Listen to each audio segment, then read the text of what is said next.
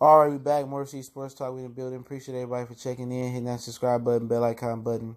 Won't miss another video. And apparently, after re-up or extending Russell Wilson to the largest contract in NFL history, Seahawks are now looking to move on from Frank Clark of the, he with the Seahawks obviously from Michigan, and they signed him to a franchise tag number around $17 million, I believe it was. And, should the Detroit Lions pursue Frank Clark? Yeah, they should pursue Frank Clark, but not at the price tag they asked him for. It's rumors that Indianapolis, the Chiefs, the Jets, the Colts, Indianapolis Colts, are interested in Frank Clark, but they sent Seahawks asking for a first and a second rounder. Who they think they got? My Chris Tucker voice. Chelsea Clinton?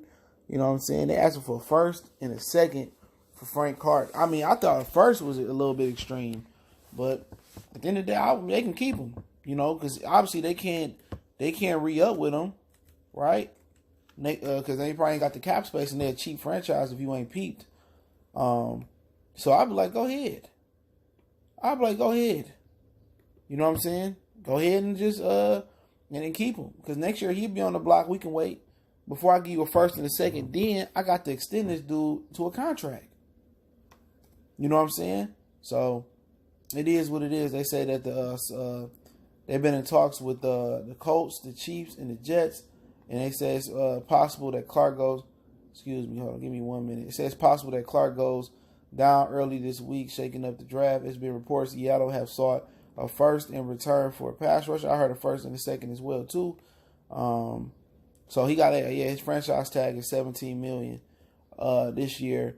Any team acquiring a 25-year-old pass rusher must be ready to hand him a massive new contract, likely land somewhere around $90 million deal that Trey Flowers got from the Detroit Lions this offseason. So, so at the end of the day, it's nice to pair him up with Trey Flowers, but then again, you got a deep draft class at defensive end. You can find that value, and then, remember, he got the murky history with the, I think he had a domestic violence event that went down at the University of Michigan. One of the reasons he dropped in the draft. So at the end of the day, he don't fit the Martha Ford, criteria to be a Detroit Lion. You got to be a choir boy, never did nothing in your life wrong. You know how that goes. So, and then also, if I'm a team that's in the first round, why the hell I need Frank Clark when I can just get a pass rusher and build him up? So it's depth there, from Bosa to Allen to Sweat to Gary to Khalil Farrell to Brian Burns, and Lord knows who else out there that's bringing that heat off that edge. It's value there at the defensive end position. So, why would I want to go out there and give up a first round pick, then give up a $90 million deal at my cap when, hey, I can get a pass rusher out there, especially if I'm in the top 10. And I know Frank Clark is good and he brings a lot of smoke off the edge, but it's all about money too. Is he going to go out there and get you 20, 30 sacks and be this, or 20 sacks and be this, 15, 20 sacks, and be this hell of a game changer? If so, then yeah, it might be worth it. But then again, you get a pass rusher under a rookie deal, cheaper. And a lot of times you don't know what you get, but hey, that's what you scout. That's what you got scouts for. That's why you a GM. The name of the game is to get younger and get rookie contracts for the low, so you can build your team up, not to take on a big contract and really mess up your cap space. So, like I said before, I don't see the Lions doing it unless they really, really in love with Frank Clark. But then again, his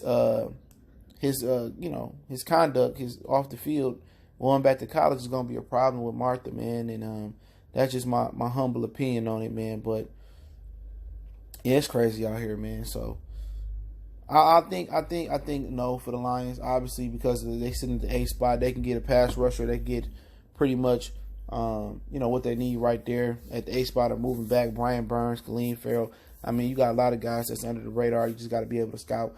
But it'd be nice to bring Frank Clark back here. But obviously, bigger than the money, bigger than the actual trade. You talking about the conduct off the field. They're not going to let that go. And I'm surprised the Kansas City Chiefs, after going through Kareem Hunt and what they're going through with Tyreek Hill with the child issue, they would want to even dip back into that type of situation with a guy that had a pass like that. But guess what? Chances make champions. And hey, you gotta take chances. And the Lions just historically haven't took chances in the draft, haven't took chances, but nobody with injury prone players, Ryan Bros and mental nutcases, Titus Young. But we'll see. Let me know what you guys think about Frank Clark. I'm gonna come back with the Pistons, Milwaukee Bucks Game 4 preview. I might roll down there today. But once again, I really do appreciate the support, the love that the channel was getting. I was gonna shut it down, but you know what? We still gonna go hard in the paint, and we still gonna kill them out here, man. So appreciate everybody. If you ever have a question or a video request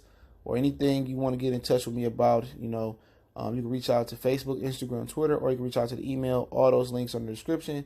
I ain't really been checking my Twitter, so if you hit my Twitter, I apologize. But if you send a message, I'll check it. Instagram, it'll pop up sometimes. Facebook is popping up now, so appreciate it, and definitely follow us on social media, share the videos, and we're gonna continue to cover the draft like no other this week. So check us out one time for the One Time Mercy Sports Talk. We out.